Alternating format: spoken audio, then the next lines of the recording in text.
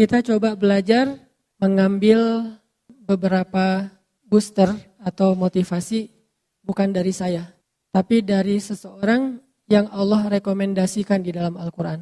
Walaupun mungkin boosternya itu tidak ada di YouTube, nggak ada di Instagram. Tapi followersnya memang banyak sini orang. Cuman dalam bentuk yang berbeda. Yang punya aplikasi Al-Quran, coba buka HP-nya surat 31, surat Luqman. Kisah tentang Luqman di dalam ayat itu disebutin di ayat 12 sampai ayat 19, satu halaman. Kita tilawah ya. A'udzu billahi minasy syaithanir rajim. Bismillahirrahmanirrahim. Wa laqad atayna Luqmanal hikmata an ishkur lillah. Wa man yashkur fa innama yashkuru li nafsihi wa man kafara fa innallaha ghaniyyun hamid. Dan sungguh telah kami berikan kepada Luqman al-hikmah supaya bersyukur kepada Allah. Dan barang siapa yang bersyukur, maka sesungguhnya dia bersyukur untuk kebaikan dirinya sendiri. Dan barang siapa yang kufur atau ingkar, maka sesungguhnya Allah maha kaya lagi maha terpuji. Teman-teman, kalau kita baca surat ini, nanti kita akan menemukan nasihat-nasihat yang sangat berharga dari Luqman. Ada di halaman yang tadi kita baca, ayat 12 sampai ayat 19. Itu semuanya isinya nasihat Luqman kepada anak. Siapa Luqman? Luqman ini kalau di antara umat Nabi Muhammad mirip dengan Uwais Al-Qarni. Ada ulama yang mengatakan Luqman itu hidup di zaman Nabi Daud alaihissalam. Ada yang mengatakan hidup di zaman Nabi Isa alaihissalam. Allahu a'lam. Cuman memang dia bukan nabi, tetapi dia orang soleh yang istimewa. Kan orang soleh itu ada banyak di zaman para nabi. Kayak di zaman Nabi Sulaiman, orang solehnya yang gak terkenal tapi keren siapa? Di zaman Nabi Sulaiman.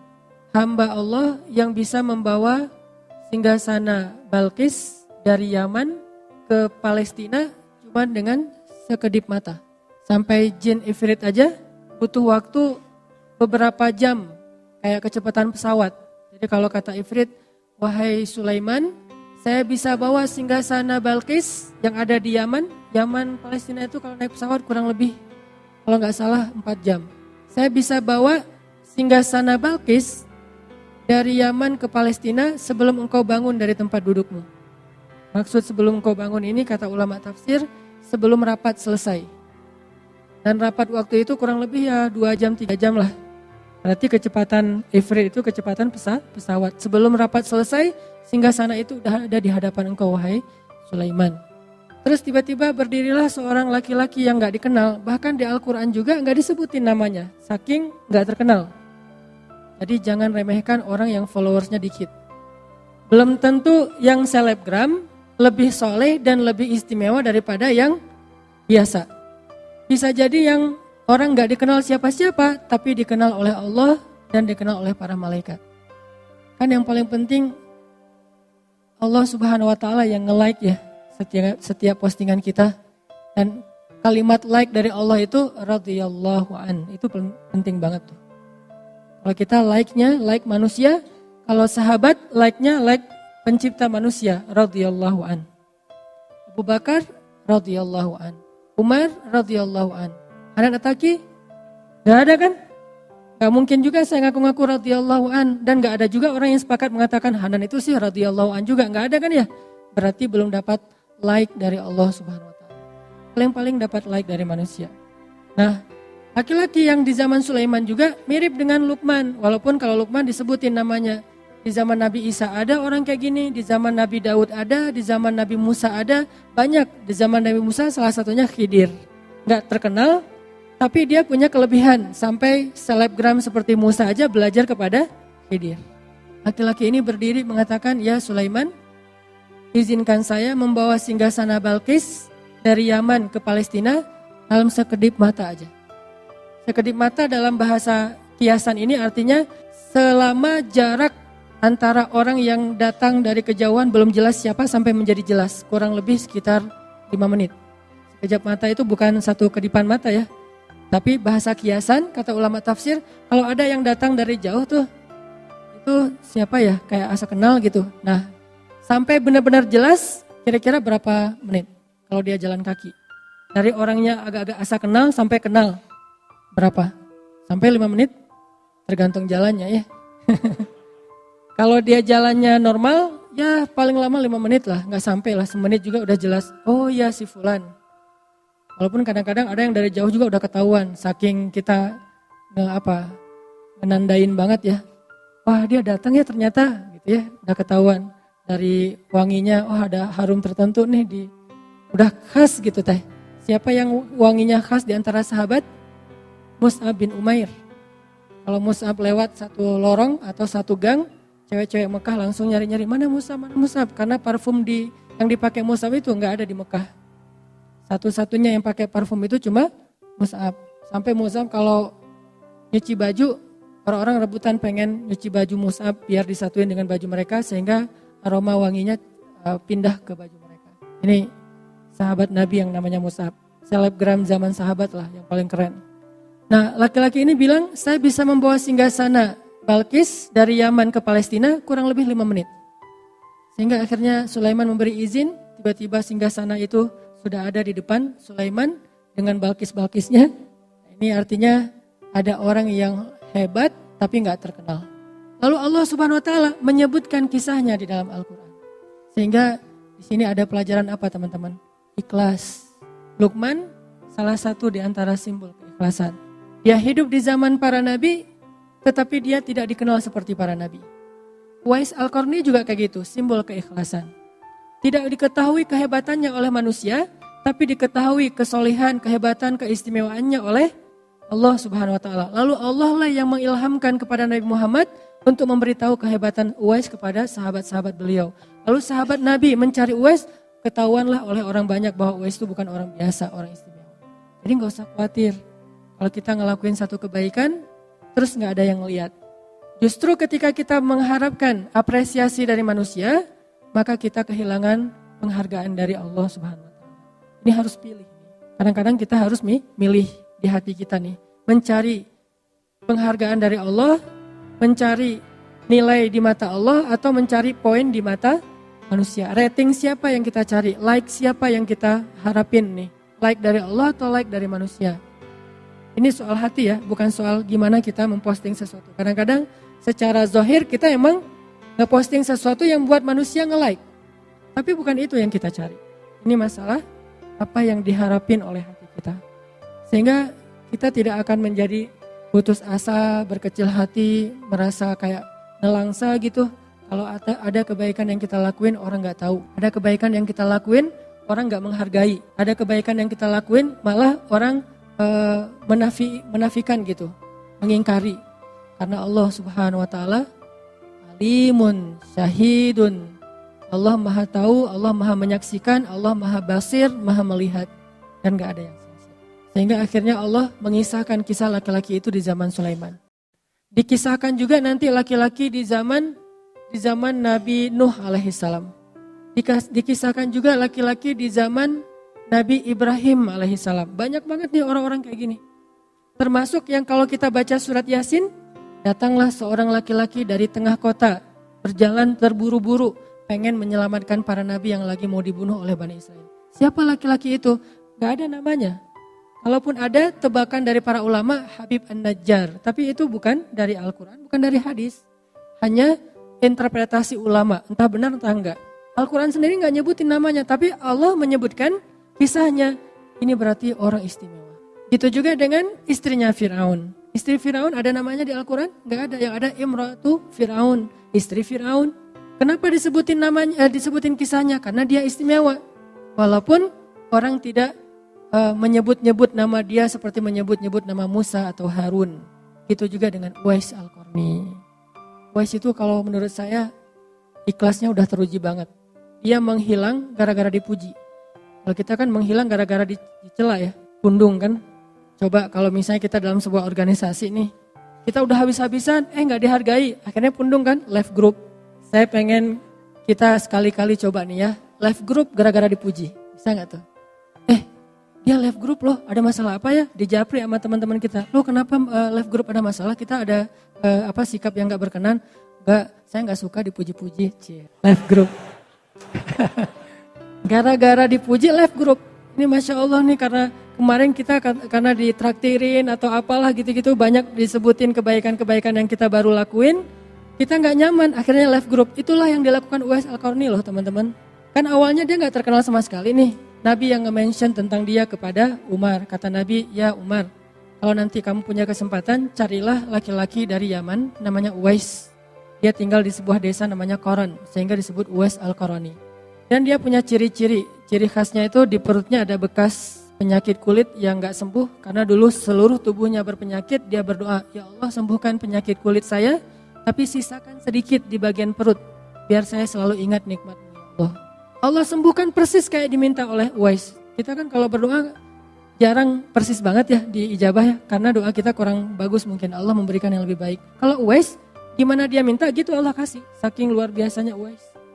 Nah cari dia Uwais, kalau ketemu dia, nah ini ada sesuatu yang istimewa banget nih. Kata Rasul, mintalah doa dari Uwais, doa Uwais gak ditolak oleh Allah. Umar disuruh minta doa kepada Uwais. Padahal seluruh ulama sepakat Umar lebih utama daripada Uwais.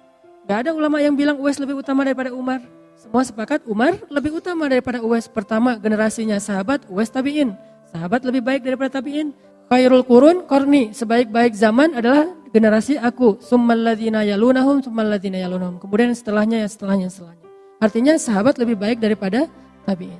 Tapi yang lebih baik ini disuruh minta doa kepada orang yang di bawahnya, Uwais. Berarti ada yang istimewa pada Uwais yang gak ada pada Umar. Tapi secara umum Umar lebih istimewa daripada Uwais. Kayak Musa dengan Khidir.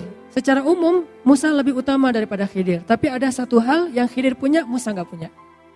Kan selalu gitu ya, gak ada manusia yang sempurna di segala bidang. Akhirnya Umar nyari Uwais, kita tahu ceritanya. Orang-orang meremehkan Uwais. Ngapain sih Amirul Mukminin, presiden kok nyari orang kayak Uwais gitu.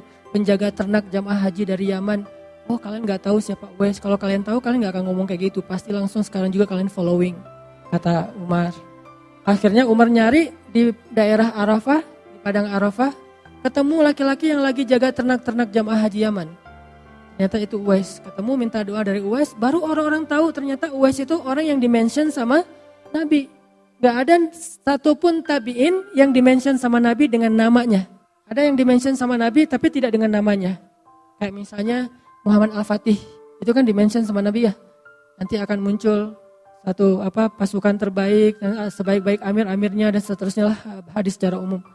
Tapi nggak disebut namanya Muhammad, nama belakangnya Al-Fatih nggak disebut. Cuma disebut negerinya Konstantinia atau Konstantinopel. Uwais disebut namanya, disebut ciri-cirinya, disebut nama desanya, disebut keistimewaannya. Baru orang-orang mulai tahu, mulailah berbondong-bondong datang ke Uwais. Uwais, yang tadi berangkat Uwais bawa ternak, sekarang pulang Uwais diarak. Bayangin, tadi berangkat dari Yaman ke Mekah, Uwais yang bawa ternak-ternak mereka di belakang. Sekarang pas pulang ke Yaman, Uwais diarak ramai-ramai. Uwais kayak juara gitu, champion. Untung gak pakai you are the champion gitu ya, pulang. Pulang Uwais tuh sebagai tokoh luar biasa. Sampai di Yaman orang-orang udah menanti kedatangan Uwais. Karena berita tentang Uwais itu udah sampai di Yaman. Udah banyak banget orang yang nunggu-nunggu kedatangan Uwais. Pas Uwais datang, di sepanjang jalan masuk gerbang Yaman itu orang menunggu-nunggu Uwais. Seolah-olah kayak Nabi baru hijrah. Tola al-badru alaina. Wah rame aja. Uwais jadi gak nyaman diperlakukan kayak gitu. Kalau kita kan senang. Uwais keren juga nih. Di apa gitu ya. Uwais gak nyaman diperlakukan gitu. Ini istimewanya Uwais. Akhirnya dia left. Baru masuk ke rumah orang-orang udah pada ngantri. Terus udah ada panitia, entah siapa yang bikin, mungkin RT RW langsung bentuk panitia gitu kan. Daftar, ngapain? Minta doa. Yang jomblo datang ke Uwais pulang nikah. Enak juga ya di zaman Uwais ya, tinggal minta. Uwais, saya mau minta doa apa? Saya mau nikah, ini orangnya. Jadi bukan ke dukun, bawa aja fotonya sekalian, ini orangnya. Kalau ke dukun kan bawa foto, bawa rambut ya. Ke Uwais bawa foto aja. Nah udah gitu, orang berbondong-bondong pengen minta doa dari Uwais. Uwais menghilang. Raib aja gak tahu kemana, left. Gak mau dipuji-puji, gak mau dihormati, gak mau dipuja, gak mau jadi selebgram. Hilang, ketemu-ketemu, kalau gak salah di Basroh. Ada seseorang yang lagi musafir, terus mampir di sebuah rest area, istirahat, ngelihat seorang laki-laki lagi berzikir di sebelah sungai gitu. Kasih tanya, nama Anda siapa? Uwais. Uwais yang mana nih? Dari mana asalnya? Dari Yaman. Yaman di mana? Dari desa Koron. Oh ini Uwais Al-Qarani, rame lagi berbondong-bondong orang mampir di rest area itu. Oh semua orang pada mampir, pokoknya kalau kamu ke Jakarta jangan lupa mampir di situ ya gitu modelnya. Semua mampir di tempat Uwais tinggal. Raib lagi. Gak mau banget sama sekali dipuja sama manusia. Raib, hilang, ketemu-ketemu. Dalam satu peperangan kaum muslimin, di zaman Umar bin Khattab, ketemu Uwais di antara para syuhada. Sudah meninggal dunia, habis berjihad, syahid di jalan Allah Subhanahu wa Ta'ala. Coba, ini orang yang luar biasa, gak terkenal, gak ada yang tahu, tapi Allah Maha tahu dan memberitahu kepada kekasihnya Rasulullah Sallallahu. Itu juga Luqman, kurang lebih seperti itu. Cuman di zaman yang berbeda. Menurut saya selalu ada orang kayak gitu di setiap zaman. Cuman kalau dulu di-mention di Al-Quran, kalau sekarang kita harus cari sendiri. Jangan selalu berpikir bahwa orang yang kita anggap biasa-biasa aja, itu orang yang memang benar-benar biasa. Enggak, belum tentu. Kadang kita ngeremehin orang tua kita, kadang kita ngeremehin pasangan kita, padahal mungkin dia lebih dicintai Allah daripada orang-orang yang selama ini kita puja-puja. Kayak ada orang yang baru hijrah misalnya, dia muja ustadznya banget. Sampai ketika orang tuanya ngasih nasihat, dia gak mau dengar. Ayah tahu apa, mak tahu apa gitu. Belum tentu orang tua kita yang gak tahu banyak tentang agama, berarti dia bukan siapa-siapa di mata Allah. Mungkin kelebihan dia bukan ilmu agama, kelebihan dia bukan ceramah, kelebihan dia bukan dakwah, tapi kelebihan dia adalah sabar dan tulus banget mendidik, membesarkan, mengandung, menyusui kita sejak kita kecil, dan itu sesuatu yang istimewa. Berarti kita punya Uwais di rumah kita masing-masing. Kita punya Uwais, atau dalam bahasa lain punya Luqman, punya laki-laki di zaman Sulaiman itu di rumah kita masing-masing. Atau di kampung kita juga ada mungkin ustadz atau kiai ajengan yang mungkin gak terkenal. Dia cuma ngajar ngaji anak-anak di kampung. Saya kenal beberapa orang di situ kayak gitu di daerah Cianjur Pedalaman. Beliau yang menanggung biaya listrik musola yang beliau ngajar. Anak-anak itu belajar ke beliau gratis, terus biaya listrik setiap bulan beliau yang tanggung dari hasil panen beliau yang memang pas-pasan gak terlalu banyak. Ini orang luar biasa, gak ada yang kenal sama beliau. Tapi alhamdulillah Allah beri kesempatan saya kenal beliau, saya tahu ini Uwais di zaman ini, salah satunya nih. Orang-orang kayak gini, kalau kita ketemu, jangan sia-siakan kesempatan, langsung minta doa. Kayak tadi, pengen ketemu Uwais karena statusnya masih sendiri, ada Uwais di zaman kita. Siapa? Ayah kita mungkin? Siapa? Seorang kiai yang tidak terkenal, kiai biasa aja, tetapi justru karena dia biasa aja, Allah lebih mencintai dia mungkin. Karena keikhlasan dan kerendahan hatinya.